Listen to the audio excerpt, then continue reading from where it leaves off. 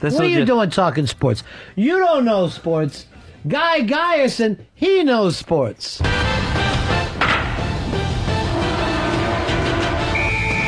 love talking sports. He loves talking sports. It's the Sports Editorial with Guy Guyerson.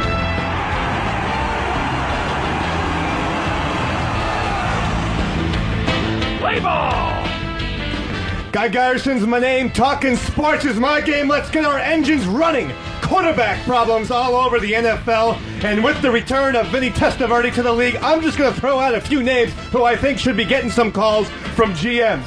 For starters, Jeff George. Positively personified. Bottom line, Jeff George is a winner. Give him a ring, Dallas. Next we have Y.A. Tittle. The Y.A. stands for You're Awesome, Tittle. Actually, it doesn't. In fact, I'm not even sure if the man's still alive. Nevertheless, the man's a gamer for damn sake. Get him on the horn, Seattle.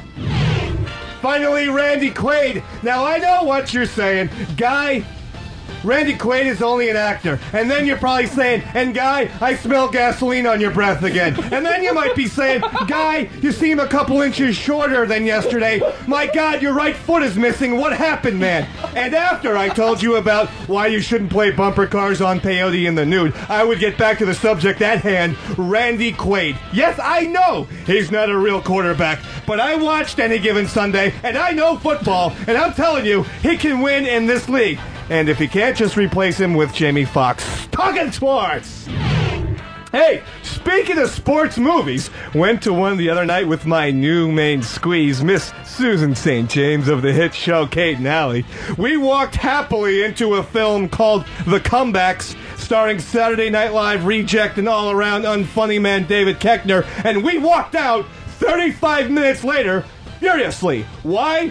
The audacity of Koechner and gang to make fun of such phenomenal sports classics such as the Cuba Gooding Tour de Force Radio and the Rock Oscar-worthy Gridiron Gang made me angrier than when my parents sued me for stealing their furniture. Koechner, do what you want to me. Hell, do what you want to my girl Susan St. James. She'll probably like it, in fact. She's a little kinky. But do not make fun of sports movies. I know one thing about God. He's one awesome fat son of a bitch, and he puts sports movies on this planet to make us happy. To mock them is to mock God, and he controls Lightning Koechner. You'll be dead before you can say Coach Carter. Peter Tork's in Clarksville. Guyerson's in Sportsville.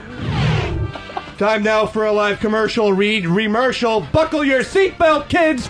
We're going to Glue Adventure. That's right, Dibby, Mississippi's only theme park dedicated entirely to America's favorite adhesive. Glue Adventure has sporadically entertained tens of people while also being a hangout for junkies and pyromaniacs for over 16 years. Developed in 1991 as a cover-up by the state of Mississippi for an illegal and potentially economic crippling toxic waste dump, Glue Adventure will be sure to have your kids asking, why did we come here and when can we leave? So come on down to Glue Adventure if you're in Mississippi, but don't be too nosy and look... And look what's buried under the Ferris wheel, or the governor may make you disappear. Glue Adventure, for the glue of a lifetime. Glue Adventure, get in line for the glue of a lifetime. Apple falls from tree, Guy Sports, gravity! Went on a fishing trip with my buddies Fran Targeted and Neil Diamond, and we decided that pound for pound, Kenny Walker was the best New York Knickerbocker the 1980s ever saw. With a flat top of 8 inches that was far longer than the 80s short shorts that he wore, that would have made Jessica Simpson blush. Number 7 was the most efficient scorer who neither possessed a jump shot, hook shot, nor even a layup shot, for Hubie Brown's sake. And that nickname, Sky. You'd think being compared to a Jedi would help Walker intimidate his opponents. But I do recall Charles Barkley once saying, quote, Kenny Walker plays like a woman. Possibly, Sir Charles, but that old woman clearly had the force in 1989 when Skywalker won the dunking contest against a roster of nobodies and convicts, making him the best Nick of the 1980s. That's right, I said, Gerald Wilkins, and Fran Tarkenton and Neil Diamond agree. I'm your Venus, I'm your fire, sparks desire. Just a few words for Len Berman. Len, your brother Chris Berman owns you. The Boomer is the Santa Claus of NFL pregame hosts, fat, jolly, and drunk, whereas you look like some sick cross between a deformed Anson Williams and a swollen Leonard Nimoy, all the while having those disturbing Elijah Wood eyes that make me wonder why the hell you're even on television. This sports town's only big enough for one Berman, Len, and you just ain't it. Now go join Steve Albert in the city of loser brothers. Eastwood Dirty Harry, Guyerson Sports Talking! Huh? That's the sports editorial for this week. Stay tuned for next, where we talk to Mr. Clutch, Greg Norman, Mr. Slim, George Foreman, and Mr. Amadeus, Milos Foreman. We talk to sports.